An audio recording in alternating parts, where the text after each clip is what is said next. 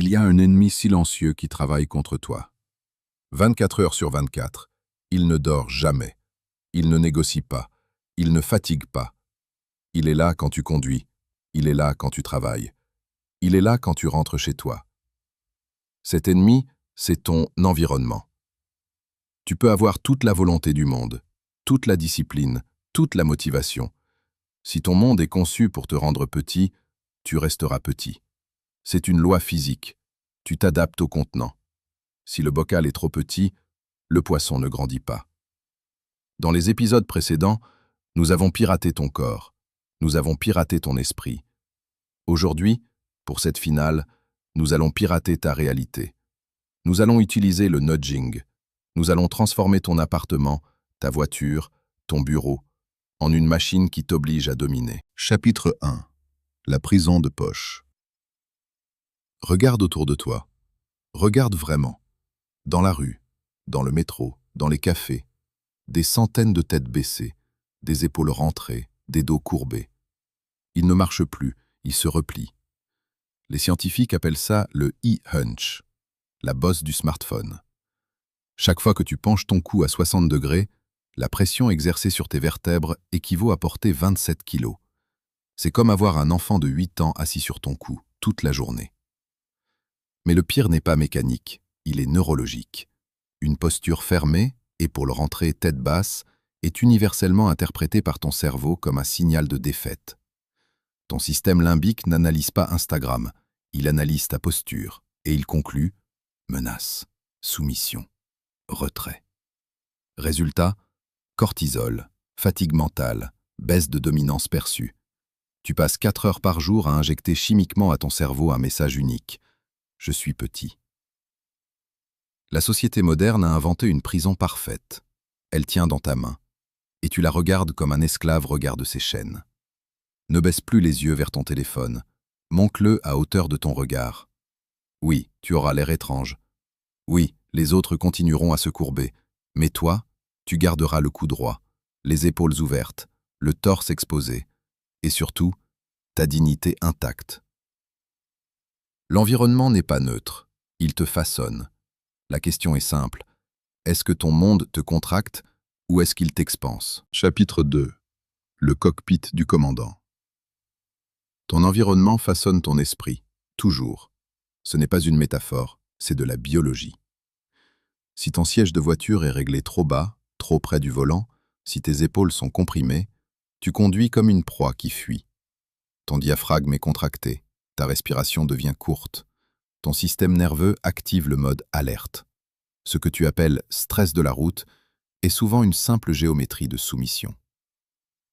Les chercheurs en neurosciences comportementales ont démontré que la posture influence directement l'activité du cortex préfrontal, la zone liée à la prise de décision et à la dominance cognitive. Un corps compressé réduit la sensation de contrôle. Un corps expansé l'augmente.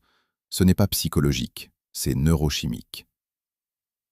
Le hack de la voiture. La prochaine fois que tu entres dans ta voiture, redresse-toi au maximum, étire ton cou, gonfle la poitrine, recule légèrement le siège et surtout, règle ton rétroviseur intérieur un peu plus haut que d'habitude. Pourquoi? Parce que tu vas forcer ton environnement à exiger ta posture. Si tu t'avachis, tu ne vois plus derrière toi. Tu deviens aveugle. Tu as créé un système qui corrige ton affaissement. C'est du nudge. Richard Thaler, prix Nobel d'économie comportementale, a démontré que de simples modifications de l'environnement modifient radicalement le comportement humain. On ne change pas la volonté, on change le cadre. Le hack du bureau. Dans le règne animal, la territorialité détermine le statut. Un lion ne se fait pas petit dans sa savane. Un aigle ne replie pas ses ailes sur son propre rocher. Les études en psychologie sociale montrent que l'occupation spatiale influence la perception de dominance. Plus tu occupes d'espace physique, plus ton cerveau libère des signaux de sécurité, et plus les autres interprètent inconsciemment ta présence comme légitime. Ne garde pas tes affaires en petits tas serrés devant toi. N'entasse pas ton téléphone, ton carnet et ton café comme si tu demandais pardon d'exister. Étale-les. Prends les coins de la table. Ancre tes avant-bras. Expose ton torse. Marque ton territoire. L'espace que tu occupes devient l'espace que tu mérites. Si ton environnement te compresse, tu te compresses. Si ton environnement t'expanse, tu t'élèves. Le commandant ne subit pas le cockpit, il le configure. Chapitre 3. Les micro-habitudes. Tu n'as pas besoin de faire un discours à l'ONU pour pratiquer la puissance. Tu n'as pas besoin d'un public, ni d'un costume, ni d'une salle pleine. La puissance se construit dans les moments invisibles. Amy Cuddy l'a expliqué. Les postures de puissance ne sont pas réservées aux scènes publiques. Elles doivent être répétées dans le quotidien, dans les temps morts, dans les endroits où personne ne te regarde. Le matin, devant ton miroir, quand tu te brosses les dents, tu es seul, personne ne te juge. Et pourtant, la majorité des hommes se tiennent comme des victimes, appuyés mollement sur le lavabo, dos arrondi, épaules rentrées. Ils commencent la journée en signalant inconsciemment la faiblesse. Fais l'inverse. Mets une main sur la hanche, écarte légèrement les jambes, redresse le torse. Regarde ton reflet comme si tu t'adressais à une armée. La posture dite Wonder Woman. 2 minutes. Exactement le temps nécessaire pour modifier les marqueurs hormonaux.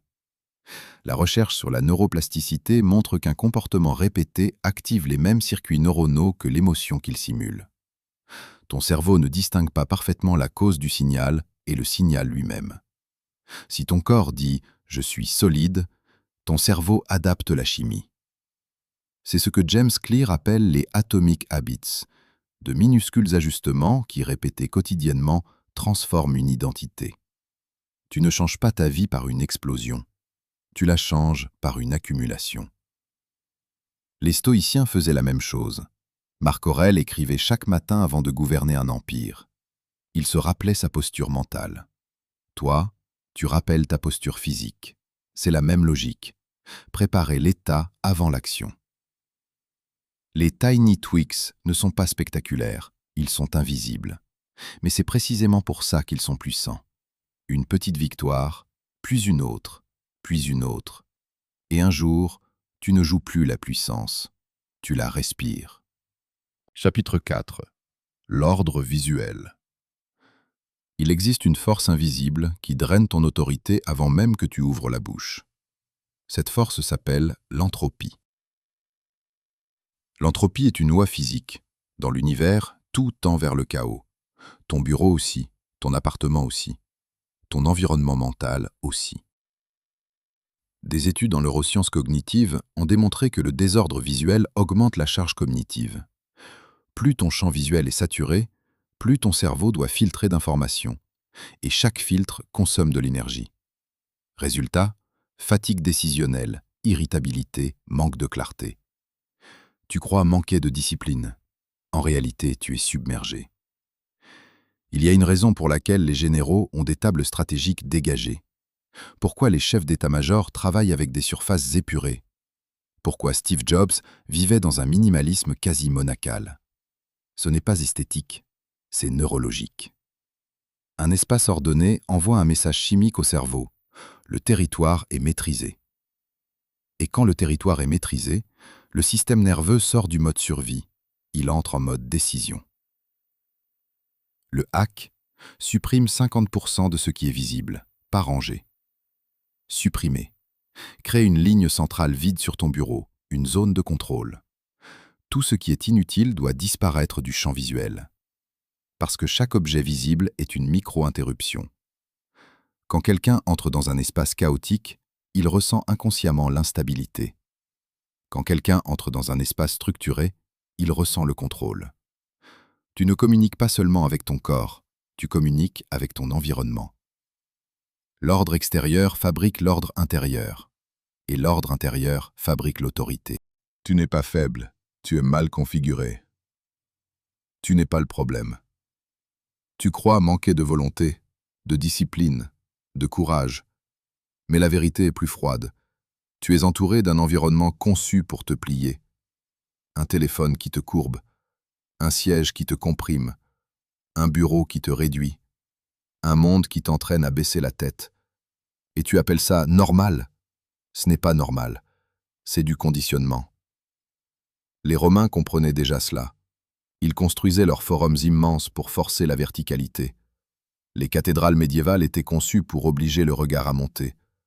L'architecture n'était pas décorative, elle modelait l'esprit.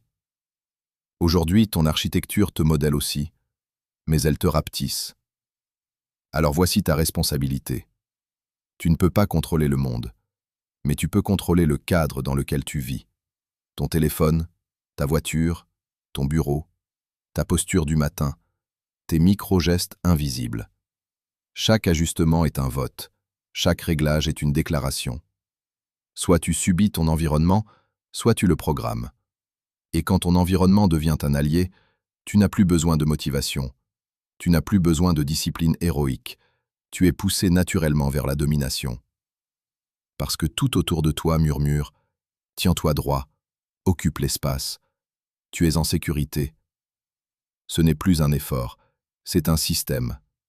Et celui qui contrôle son système n'a plus besoin de forcer. Il avance, silencieusement, inévitablement.